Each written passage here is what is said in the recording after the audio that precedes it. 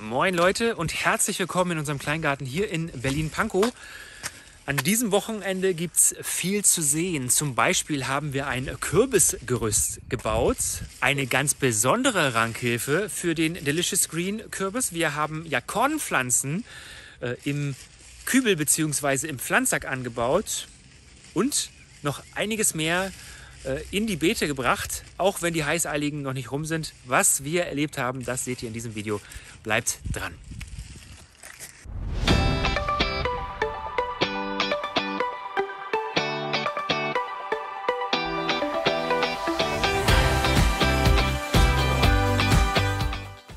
So, wo sind wir denn heute unterwegs? Unsere erste Station heute ist ein Gemeinschaftsprojekt, und zwar wird in einem Wohnblock, in dem zufällig meine Mutter wohnt, der Innenhof verschönert von den Insassen, wollte ich gerade sagen, von den BewohnerInnen. Ja. Und da schauen wir mal, die machen sich ganz viel Mühe, habe ich gehört. Da soll heute auch noch gegrillt werden.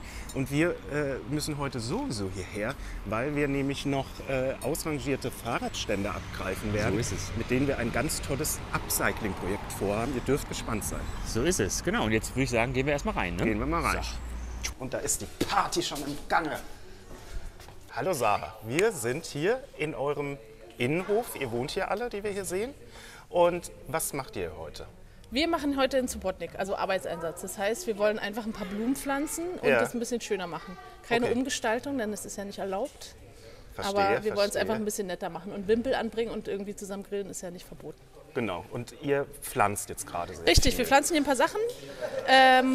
Vor allem so Bodendecker und so ein paar Clematis, die dann hochranken. Hier Ja. war vorher nichts. Also auch das ist völlig legitim. Und ich sehe eine Hortensie da, oder? Richtig, ein paar Hortensien, Clematis, Geißblatt, Geranien. Das ist eine alte Feige, die versuche ich noch zu retten. Die ist aus meinem Garten. Und Ja. genau, aber ich weiß nicht, bis minus 15 Grad ja, kriegt okay. ihr eigentlich hin, aber wahrscheinlich nur im Topf. Man wird sehen. Und glaubst du, dass ihr heute fertig werdet? Oder? Ja, Ja? weil wir haben ja nicht so viel vor. Das Okay. geht, glaube ich, auch eher um das gemeinsame Zusammensein und Genau. ich möchte eigentlich auch nur Würstchen essen. Und wann wird gegrillt? Wie spät ist denn das jetzt? 11:30? Na, ich denke in einer 11:30. Stunde, anderthalb. Ach, sowas. schade, Also dass zu wir dann Mittag. unterwegs sind. Aber gut. Wahrscheinlich gibt es ja auch vegane Würstchen, oder? Nein, gibt's nicht. Nee, es gibt vegetarische Spieße. Habe ich beim Fleischer gekauft. Das ist so die fleischlose Alternative. Das ist gut. Ja, wir kommen ja nachher nochmal, weil wir ja uns hier 4 ausrangierte Fahrradständer unter die Nägel gerissen haben. Und dann gucken wir nochmal rein, wie es geworden ist, ob ihr schon fertig seid und wie es aussieht. Ja, Ja? sehr gut. Dann erstmal viel Erfolg. Danke. Wir machen uns auf, wir haben nämlich heute volles Programm und sind nachher nochmal hier im Innenhof. Tschüss. Tschüss, Mutti.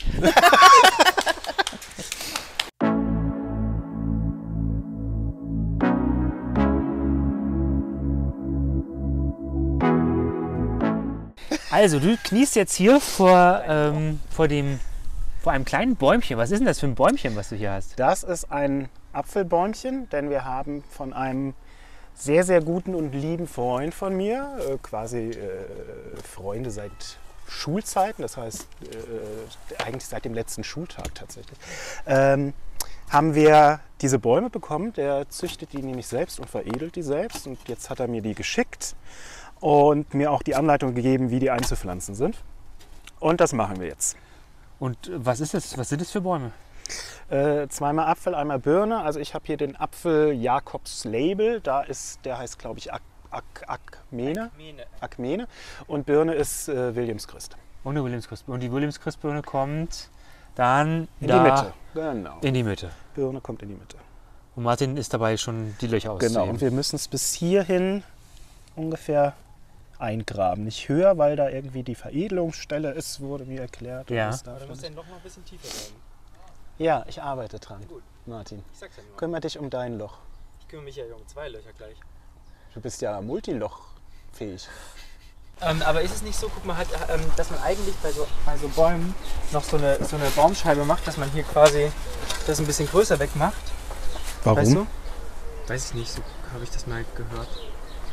Ist das nicht so? Das wurde mir nicht gesagt. Doch, das hattest du sogar irgendwie geschrieben oder Was? dass man Nein, die Baumscheibe schön sauber halten soll. das habe ich nicht gesagt. Das hast du geträumt. Kannst gerne deine Baumscheibe sauber halten. Jeder sollte seine Baumscheibe sauber halten. Also ich mache hier eine Baumscheibe. Aber warum? Weil man das so macht. Warum? Aber du Weil- kippst doch weil das sowieso wieder Erde drüber. Aber Wofür machst du dann die Baumscheibe? na, damit da nicht das mit dem Gras und so in Konkurrenz steht und der Boden lockerer ist zum Reinwachsen und so. Weil wenn wir jetzt nur dieses Loch haben, dann ist es, glaube ich, nicht richtig. Glaubst du? Glaube ich. Ich glaube das nicht. Mach Okay. doch mit deinem Loch, was du willst. Also ich mache jetzt hier ein größeres Loch. So Tim, was machst du jetzt da? Warum machst du das Loch jetzt größer? Ja, weil ich ja sonst geschimpft kriege, wenn ich hier das... Also wir machen jetzt auch noch eine Baumscheibe um den Baum herum. Ja, Stimmt das? aber keine so groß. Unter Protest machst du das auch. Unter eher, oder? Protest. Schreibt gerne mal in die Kommentare, ist es wichtig für diese kleinen jungen Bäumchen auch eine Baumscheibe drumherum zu machen und wie groß muss die dann sein? Schreibt es gerne in die Kommentare. Und Tim macht jetzt hier gerade noch ein bisschen Blumenerde rein. Und ein bisschen von unserem natürlichen veganen Kleedünger. Ja, das reicht aus. Oh Gott, ich hoffe, Emanuel sieht das jetzt nicht und sagt, was machen die mit unseren Bäumen? Mit meinen Bäumen? Sehr gespannt. Ich hoffe, dass das sehr lecker. Hat er auch gesagt, wann es das erste Obst gibt? Nee. Nee, Also so wie die aussehen wahrscheinlich. in 5 Jahren. Na, wir haben ja Zeit. Wir haben ja Zeit, genau. Sieht sehr gut aus. Finster. Ja, finde ich. Ja, aber da muss jeder von uns einen Baum pflanzen. Also Robert, du musst gleich die Birne pflanzen. Ne? Ich wollte die Birne. Dann lass Robert den Apfel pflanzen. Okay, aber dann muss... Robert kann ja mal hier das dritte Loch graben. Ah ja, ich darf wieder die Drecksarbeit machen.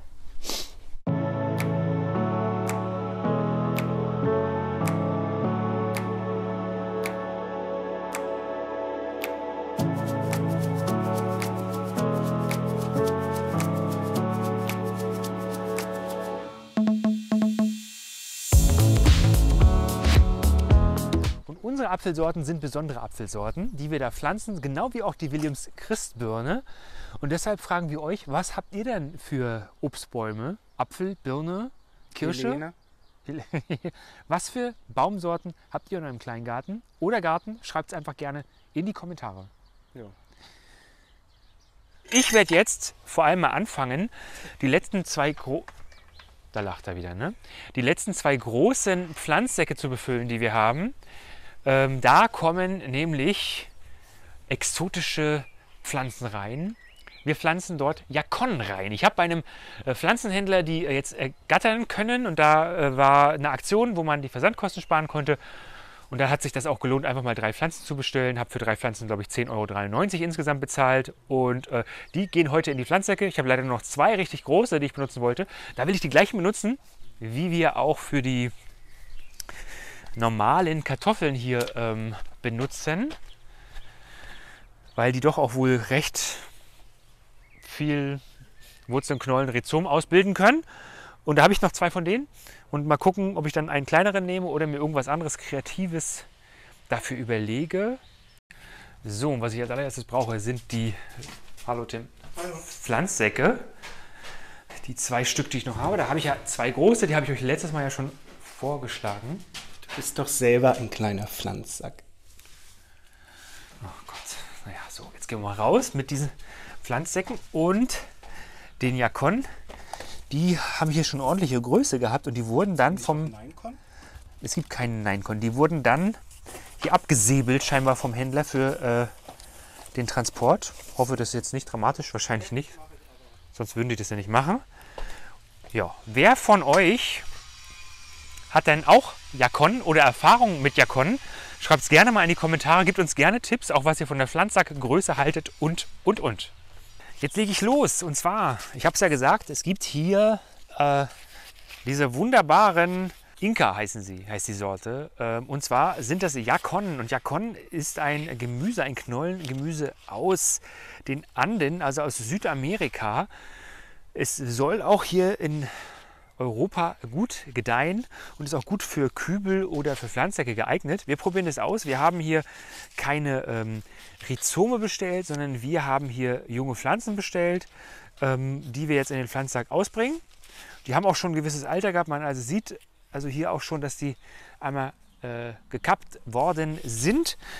Und ja, wer Yakonten nicht kennt, erinnert so ein bisschen, ist ein Korbblüter und erinnert so ein bisschen an Topinambur, ist aber vom Geschmack her sehr süßlich nach der Lagerung, also erinnert so ein bisschen an Birnen und besonders ist, dass die Kohlenhydrate hauptsächlich in Form von Inulin oder Fructooligsacchariden vorhanden sind. Da braucht der Tim gar nicht so lachen. Das ist gut für Diabetiker und ist halt wirklich so, dass die Dinger echt lecker schmecken. Also ich habe die letztes Jahr probiert mal, die gab es bei uns im Bio-Supermarkt zu kaufen. Die Knollen, man kann sie aber nicht über Knollen vermehren bzw. einpflanzen. Anders wie bei Kartoffeln oder auch Süßkartoffeln. Hier gibt es solche Triebe, weiß gar nicht, ich komme jetzt nicht drauf. Und die werden zusätzlich mit den Knollen gebildet und darüber kann man sie später auch vermehren. Ich probiere erstmal diese Pflanzsäcke zu befüllen. Ich habe dafür eine hochwertige Gartenerde, natürlich biologisch und vor allem torffrei gekauft und mit ein bisschen Kompost, eine schöne leichte Erde soll das sein. Und ja, damit starte ich jetzt erstmal und ich hoffe, es wird einen coolen Ertrag geben. Die Dinger sind übrigens auch, die werden relativ groß wohl, auch oberirdisch und bekommen dann richtig schöne Blüten, ähnlich wie kleine Sonnenblumen. Habe ich jetzt gehört bei einigen, dass es ganz schön aussieht, bei anderen, dass das wohl kaum dazu kommt, weil die so spät erst anfangen zu blühen. Wir probieren es aus und wir werden sie ähnlich auch hier vor dem Hochbeeten positionieren wie die Kartoffelpflanzsäcke, dass sie ein bisschen mehr Wärme auch immer im Laufe des Tages oder auch am Abend noch speichern können. Das sieht gut aus und jetzt machen wir mal ein passendes Pflanzloch. Und in das Pflanzloch gibt es passenden Dünger. Kleedünger nehmen wir hier. Da nehme ich eine Handvoll. Das ist ein echt guter biologischer Dünger. Ach, das kostet die Welt nur mal 2. Ein bisschen hier drunter, damit die Pflanze auch ein bisschen danach suchen muss, hätte ich jetzt fast gesagt. Oh, die ist schon sehr gut durchgewurzelt hier.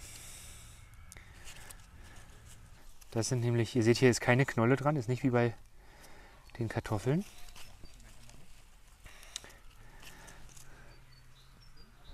Und jetzt sieht man da diese kleinen Triebe, über die dann die Pflanze, kann man das sehen? Ja, über die Pflanze dann vermehrt werden kann, wenn wir hier auch kleine Knollen haben und das dann weitergeht. So,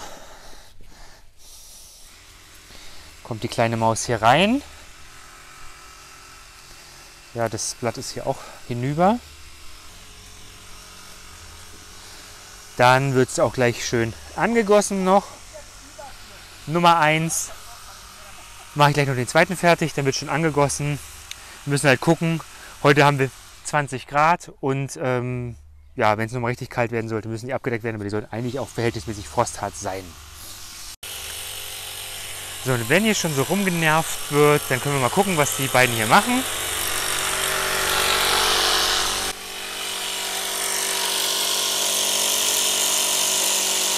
Hier wird nämlich jetzt die Plexiglasscheibe, die dafür sorgen soll, dass unser Tauschregal so ein bisschen, oder die Bücher da drin, wettergeschützt werden. Das heißt also vor allem vor Feuchtigkeit geschützt werden. So, wir sind auf dem Rückweg, haben einen Transporter geholt, um die Fahrradständer abzuholen. Die haben wir jetzt gerade schon eingeladen. Das seht ihr später. Und jetzt gucken wir noch mal, was die Hausgemeinschaft so vollbracht hat im Innenhof. Genau, wir sind sehr gespannt. Es sollte ja jetzt mittlerweile schön geworden sein. Ja, ne? und wir haben eben auch schon gesehen, dass kräftig gegrillt wird. Kräftig gegrillt. Na, dann geh du mal vor. Ich gehe mal vor. Und dann gucken wir mal, was so passiert. Ja. So. Oh, da ist ja schon richtig Action zu sehen hier. Hallo. So. Ja, und so sieht es jetzt nur wenige Stunden danach aus. Sieht schon ganz schön, gepflanzt. Das ist toll. Ganz schön bewachsen aus, würde ich mal sagen. Jetzt muss natürlich hier schön auch regelmäßig gepflegt. Wer pflegt das denn, weißt du das? Ich glaube mal, alle zusammen werden das wahrscheinlich pflegen. Das sieht schon schön aus, ja. Also wenn man mal denkt, hier war ja vorher dieses Todesspielzeug. Da steht's. Da steht's noch. Da steht's. Willst du Oh, es mitnehmen für unseren ich Kleingarten? würde es oder? tatsächlich gerne mitnehmen. Ich frage gleich mal, ob wir es haben dürfen. Als Deko, ich finde es super. Als Finde ich Deko. toll. Naja. So, hier, der erste Tag bei uns im Kleingarten ist fast vorbei und so richtig viel im Garten haben wir nicht geschafft, aber Tim und ich waren unterwegs. Wir waren im Baumarkt heute unter anderem und haben da ganz viel eingekauft. Also wir haben uns extra einen Transporter gemietet, weil wir irgendwie Erde gekauft haben, weil wir Platten gekauft, Steinplatten gekauft haben. Und wir haben ja was richtig Cooles abgestaubt, nicht im Baumarkt, sondern das war wo über, das sind so Fahrradständer. Und die werden jetzt demnächst verarbeitet. Da hinten wird fleißig gearbeitet, da gucken wir auch mal gleich vorbei. Mit diesen Fahrradständern wollen wir nämlich kreative Sachen machen. Vielleicht was zum Ranken oder auch Vertical Gardening. Da hat Tim eine ganz coole Idee. Aber halt auch als Fahrradständer, weil wir ja auch öfter mal mit Fahrrad hier sind.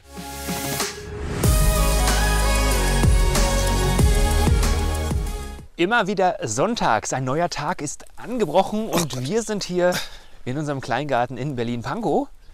Wir sind Tim, Robert und Das war's. die Regenwürmer, oder? Ja. Siehst Ja. du da schon welche? Ja. Ja, da ist einer. Ein ganz fetter Tauwurm. Tim, warum siebst du hier die Erde? Ich weiß es auch nicht. Nein, es ist für das Sandarium, weil man kriegt im Baumarkt wirklich keinen anderen Sand als diesen Spielplatzsand und der ist eigentlich nicht geeignet, weil er zu fein und gewaschen ist und so weiter und so fort. Man kann aber mit ein bisschen lehmiger Erde untermischen und bei uns ist die Erde sehr lehmig. Sieht sehr so aus. Ja. Und Du siebst es jetzt einfach, damit die ganzen kleinen damit die Partikel da nicht ganzen so... Äste und so weiter da nicht drin sind. Und dann vermischen wir das und dann können wir das Sandarium auffüllen. So, ich habe schon mal angefangen, hier das so ein bisschen unterzumischen. Die lehmige Erde mit dem Spielsand. Ich finde, es sieht fast ein bisschen nach sehr viel lehmige Erde schon aus, oder? Nö. Das wird jetzt schon fast ein Lehmdarium. Ich mach die Witze. Was meint ihr? Wer ist witziger? Tim oder meine Person? Schreibt's gern in die Kommentare. Oh ja, bitte. Und bedenkt bei eurer Auswahl auch, dass ich die Person bin, die die Videos schneidet und hochlädt. Ohne mich wird es keine Videos mehr geben. Und außerdem haben wir heute uns vorgenommen, ein paar Pflanzen schon zu pflanzen, rauszusetzen, die wir bei uns in der Wohnung angezogen hatten. Ja, die Eisheiligen sind erst, wann sind eigentlich die Eisheiligen? Wisst ihr das? Schreibt es gerne in die Kommentare. Aber auf jeden Fall sind die erst im Mai und heute ist ja der 1. Mai. Die sind aber, glaube ich, am Mitte Mai, sagt Tim. 18. oder 15. oder 8. Ich weiß es nicht mehr so genau. Wenn ihr das wisst, dann schreibt es gerne in die Kommentare. Wir riskieren es jetzt aber, weil wir haben auf den Wetterbericht geguckt und wir sollen tendenziell keine schweren Nachtfröste mehr bekommen. Und was hier einzieht in unseren Garten sind verschiedene Sachen. Oh, Tim, ist dir was runtergefallen? Nein. Du weißt nicht, weil das hier so abgebrochen aussieht. Nee. War das okay? Ich hab nicht drauf geachtet. Ich weiß nicht, wie es vorher aussah oder wie auch immer. Man muss immer ein Referenzfoto machen, ne? ist, ja, Wegen der Versicherung. genau, das nächste Mal schleppst du deinen Scheiß alleine. Danke, Maus. Ja. So, weiter geht's. Also, das hier sind Kürbisse. Das sind insgesamt 4 Stück. Nee, 5. Und ich habe mir gedacht, das sind Delicious Green Kürbisse übrigens. Da hatten wir letztes Jahr nur eine Pflanze, die durchgekommen ist, aber die hat 2 Kürbisse gehabt, die extrem lecker waren, sehr lecker waren, wollen wir dieses Jahr wieder machen. Eine davon geht auf den Kompost, setzen wir auf den Kompost und 2 andere werde ich erstmal in Pflanzsäcke machen. Und dann haben wir immer noch 2. Nee, einen ist ja noch, vielleicht 3 in Pflanzsack, mal gucken. Und mit den Pflanzsäcken gibt es dann einen mobilen Ort oder einen Ort, mal gucken, wo sie dann irgendwie einen guten Ort finden. Ich habe nur ein bisschen Angst, was passiert eigentlich mit den ganzen Pflanzen, die wir jetzt raussetzen und den Schnecken, denn wir haben ja hier schon ein bisschen Mangold und rote Beete rausgesetzt und ich glaube auch Rotkohl und da sind die Schnecken schon wieder ordentlich am Machen. Schreibt nochmal eure Tipps gegen Schneckenfraß in die Kommentare. Ich glaube, wir werden dieses Jahr, auch wenn es Plastik ist, das mal probieren, wie das mit diesen Schneckenkragen funktioniert. Und ich besorge auch nochmal dieses biologische Schneckenkorn, was wir letztes Jahr hatten. Das hat ganz gut funktioniert. Vielleicht gerade für die Jungpflanzen zum Drumherum streuen erstmal. Ja, das habe ich heute vor. Ein bisschen was einsetzen, einpflanzen. Ach, ja. Aber es sind nicht nur Kürbisse, nicht nur Delicious Green Kürbisse. Ja, Tims Pizza liegt hier auch noch rum. Wir haben hier auch Tomatillo. Die hat sich hier eigentlich drum gewickelt gehabt schon. Aber das ist eine Tomatillo. Dann ist hier Blumenkohl umgefallen schon. Und hier so eine thailändische Mondblume. Keine Ahnung, wie die sich in Deutschland macht. Ja, aber davon habe ich ein paar ausgesät. Und das wird auch irgendwie hier unseren Garten hoffentlich verschönern. Und ja, wir legen damit erstmal los.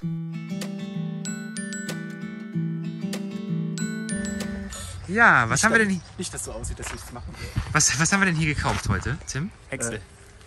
Häckselmaterial, ja. Nein, das ist afrikanisches Hartholz. Ungefähr 300 Stäbe, die wir hier heute günstig erstanden haben bei eBay Kleinanzeigen. Mal nachzählen eigentlich? Hast du nicht gezählt? Oh Mann. Schon seit, keine Ahnung, Monaten bin ich in Kontakt mit dem Verkäufer und jetzt hat er sich auf meinen Preis eingelassen und wir verwenden das. Wir können das für ganz viele Sachen verwenden. Zum Beispiel können wir das verwenden für diverse Rankhilfen und die erste ist auch schon entstanden. Die zeige ich euch gleich. Und das ist wirklich ein tolles Material, richtig schönes, hartes Holz. Habt ihr Ideen, was man mit diesen Stäben noch anfangen kann? Dann schreibt uns gerne in die Kommentare. Wir haben da richtig Bock drauf. So, und jetzt stehen wir hier vor diesem ganz neuen Gerüst. Was Schön, ne? Was wir aus unseren tollen afrikanischen Hartholzstangen gemacht haben, die wir heute erstanden haben. Weil wir hatten ja erst überlegt, ob wir so ein Bambuskürbisgerüst machen und dann haben wir festgestellt, Zeig doch mal, was wir für eine kleine Menge davon haben. Ja, das habe ich ja schon gezeigt. Ach, hast du schon gezeigt, okay. Also, wir haben ja gedacht, dass wir dieses Holz benutzen. Eigentlich wollten wir Bambus ähnlich machen wie Marvin, als Cube, so als Quadrat. Aber da haben wir festgestellt, oder hat Marvin auch festgestellt, dass es vielleicht nicht die ideale Bauweise war, weil dann zu viel Platz verschenkt worden ist, weil drin nicht so viel. Das hat Marvin festgestellt? Ja. Das habe ich eigentlich gesagt, ne? Nö, das hat er auch gesagt. Ja, Das ist hat nicht er gut erkannt. Das ist nicht Marvin, die perfekte. Gut erkannt. Dass es nicht die perfekte Konstruktion war. Verschenkt quasi. und Das deshalb hier hingegen ist die perfekte Konstruktion, weil in der Mitte nicht so viel Platz verschwendet wird. Ja. Und jetzt haben wir quasi ein kleines Zelt gebaut aus afrikanischem Hartholz. Ja.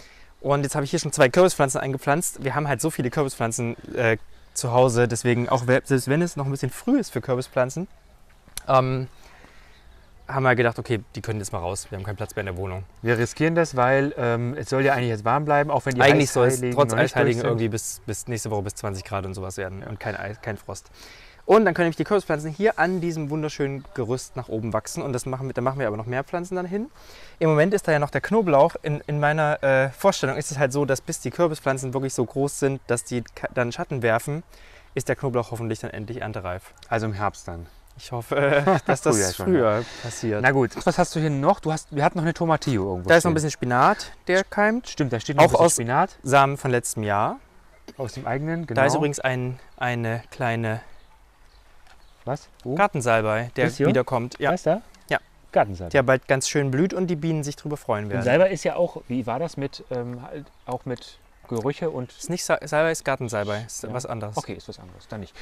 Richtig toll ist ja die Hortensie da hinten. Nee, Rhododendron.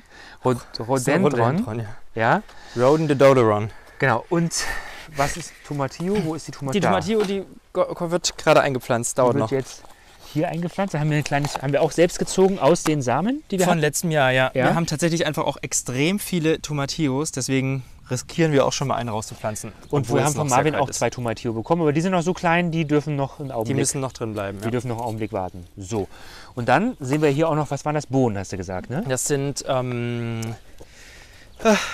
habe vergessen, sind Stangenbohnen, ich habe aber vergessen, was für welche. Sind Stangenbohnen lange Bohnen? So eine, diese, Ja. Ja, also das heißt... Und es sind das da hinten sind aber Erbsen, wie man sieht, Ah, nur ja. so ein paar. Eigentlich soll man Bohnen und Erbsen nicht zusammenpflanzen, weil die sich nicht so gut verstehen. Aber wir wollen es mal riskieren einfach. Tja, müssen sie durch, ne? Wir probieren mal, was passiert. Und sie wachsen ja auch und sie werden auch nicht so weggefressen, wie andere Sachen teilweise weggefressen Bis jetzt werden. Ne? sieht es ganz gut aus. Stangenbohnen, sind das die thailändischen? Nee, Nee. die haben wir extra noch. Aber sowas haben wir noch, ne? Den müssten wir vielleicht auch mal irgendwo dann uns was überlegen. Ja? Sehr schön. Dann geht. Wir haben auch noch Feuerbohnen. Wir haben auch noch Feuerbohnen. Unmengen sogar, die müssten wir auch langsam mal stecken. Wir haben einiges, was wir noch stecken müssen. Wie ist es mit Feuerbohnen? Habt ihr schon Feuerbohnen gesteckt? Aber Oder? Feuerbohnen wären doch zum Beispiel auch was man hier am Rand von dem Kürbisgerüst noch mitmachen könnte. Ja, was könnte man denn hier noch in das Kürbisgerüst mit einbringen? Natürlich werden wir noch mehr Kürbisse hier anbringen, nicht nur diese 2. Ja. Denke ich, wie viele würden da reingehen? 4? Viel mehr, oder? Ich würde sagen, einfach alles zu damit. Alles zu damit. Aber die brauchen schon auch Platz. Aber den Platz haben sie doch nach oben. Den haben sie nach oben, das stimmt. Leute, was meint ihr, wie viel Kürbisse in das... Ich würde sagen so 10. Martin würde sagen 10. Dann Mindestens. lasst mal. Und was können wir dazwischen pflanzen als gegen Schädlinge? Das habt ihr vielleicht auch Ideen, schreibt es gerne in die Kommentare. Und ich gehe mal weiter. So, und nach dieser Upcycling-Geschichte, also wobei man ja sagen muss, das ist jetzt noch nicht irgendwo verwendet worden, trotzdem haben wir es günstig gebraucht, gekauft bei Menschen, die es nicht mehr haben wollten, hatten wir ja auch Fahrradständer bekommen. Und mit einem Fahrradständer haben wir was richtig Cooles gemacht. Das benutzen wir als Rankhilfe für einen weiteren Kürbis im Pflanzsack, für einen weiteren Delicious Green. Und das seht ihr hier. Das ist also ein Fahrradständer. Da ist ein Delicious Green, ein Kürbis drin mit schönem Kompost und auch guter torffreier Bio-Erde und kann sich hier schön hochranken. Ja, und dann sind wir am Ende des Videos angelangt. Wir haben ja echt einiges geschafft. Unser Hochbeet wird hier übrigens immer weiter gefüllt mit Gartenabfällen. Ich habe in dieser Woche sogar schon das erste Mal Bokashi-Flüssigkeit aus unserem Garten-Bokashi rausholen können. Funktioniert also super. Wir sind richtig kaputt, also auch reif für Sonntagabend. Also für mich bedeutet das jetzt natürlich eigentlich, dass die Arbeit losgeht. Ich muss jetzt erstmal anfangen, Video zu schneiden, damit ihr das morgen Abend, am Montagabend wie immer, 18 Uhr in der Live-Premiere sehen könnt. Also wenn ihr mal mit uns chatten wollt, ja, Tim und ich sind eigentlich immer da, dann zur Live-Premiere um 18 Uhr, dann kommt doch auch mal montags online. Hinterlasst gerne auch mal einen Kommentar unter dem Video. Wir freuen uns auf jeden Fall immer über Anregungen, auch speziell in Bezug auf diese Hartholz-Dinger, die wir da haben, weil da können wir wirklich richtig schön viel mitmachen. Wir wünschen euch erstmal einen schönen Start in die Woche, bleibt gesund und wir sehen uns nächste Woche. Ich sag mal tschüss, Tim ist schon weg, aber Martin, der winkt auch nochmal in die Kamera. Bis nächste Woche. Tschüssi.